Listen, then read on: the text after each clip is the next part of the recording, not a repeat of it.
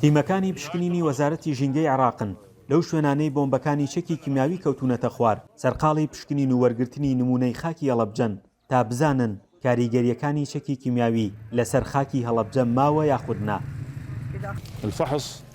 پشکنینە سەرەتاییەکان ئەومان بۆ دەردەخەن کە ڕادەی ژەهر لە خاکی هەڵەبجەدا نابینرێت، بەڵام دواتر ئەمە لە تاقیگە زانستیەکاندا بە شێوەیەکی دروست ساغ دەکرێتەوە.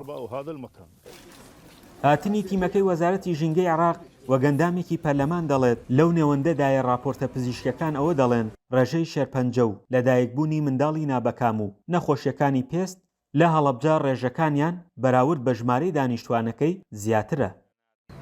کۆمەڵی نەخۆشیمانەیە کە نەخۆشی ژنانە، نەخۆشی سەرەتانی ژنانە کە نەخۆشی سەرەتانی مەمک لە ناو ژنانە بەڕاستی بڵاوە لە پارێزگای هەڵەبجە، هەروەها چاوکزی کە ئەمە وەکو ڕێژەیەکی بەرچاو لە پارێزگای هەڵەبجە هەیە، هەروەها نەخۆشی دەرونی یاخۆت ئەتوانم بڵێم زۆربەی زۆری هەڵەبجەی بەعام عەسەبین بەهۆی ئەو کیمیایی کە لە ساڵی 1970 کیمیابارانی شاری هەڵەبجە کراوە کە ئەم نەخۆشیانە بەڕاستی چۆنەڵی سەرنجی ڕاکێشان بۆ ئەوی کە لێکۆڵینەوە یەک تیمێک بێت لە بەغداوە لێکۆڵینەوە لە خاک و ئاو هەوای هەڵەبجە بکات.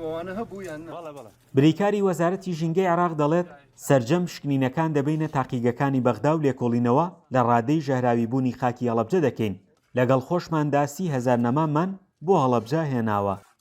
بغرض إجراء كافة الفحوصات بە نوێنەرایەتی وەزیری ژینگەی عێراق هاتووم، تیمەکانمان هێناون تا نمونەکان وەربگرین و لە تاقیگەکانی بەغداد پشکنینیان بۆ بکەین. ئەومان پێگەشتووە نەخۆشی شێرپەنجە لێرە بەربڵاوە، لەگەڵ خۆشماندا 30,000 نەمامان بۆ هەڵەبجە و سەوزکردنی هێناوە.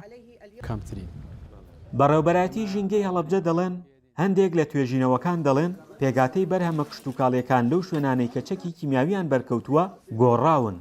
زانیاریەکەم وەرگرت کە لە زەردەشت کە ئەویش شتێکی کیمیایی بەرکەوتووە و دوای 6 مانگ لە کارەساتەکەی پارێزگای هەڵەبجە ئەویش کیمیایی بەرکەوتووە ئەوان تێستیان کردووە بۆ تەنانەت بەرهەمی خۆراکی گەنم لە ناو گەنمە جۆرێک کێشەی یا جیناتی دروست بووە بەهۆی چەکی کیمیاییەوە. ئەو شتانە تا ئێستا ئەو تێستە وردەکاریە زۆر دقیقە نەکراوە هێشتا بۆ ئەوەی بزانی کاریگەری چەکی کیمیاوی چییە لەسەر تەنانەت خۆراکیش لە پارێزگای هەڵەبجە. بە پێی زانیاریەکانی دەنگی ئەمریکا لە ڕابردوودا نزیکەی 10 تیمی جیاجیای بیانی هاتوونەتە هەڵەبجە بە ئامانجی وەرگرتنی نمونەی خاکی هەڵەبجە و تاقیکردنەوە لەسەری، بەڵام کاتێک کە تیمەکان گەڕاونەتەوە ئەنجامەکانیان بۆ هۆکاری جیاجیا نەداوەتەوە بە ئیدارەی پارێزگای هەڵەبجە. فەرحان هەورامانی، دەنگی ئەمریکا، هەڵەبجە. ژێرزەمینانەی کە قوربانیەکانی تێ زۆرترین قوربانی تێ بووە لەگەڵ